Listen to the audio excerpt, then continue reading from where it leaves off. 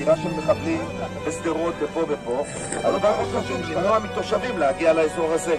אז מה הם עשו? הם הקימו מחסומים, עלו לכביש, הצליחו להתחמק.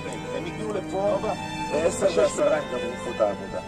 עכשיו החבר'ה שלה, מה שהם התקלו, אז כל מכונית שהצליחה להתחמק מהנוף, אז אנחנו רואים את זה למיגוניות, ולכן הגענו בבעיה של עצמו גם בתוך המיגוניות.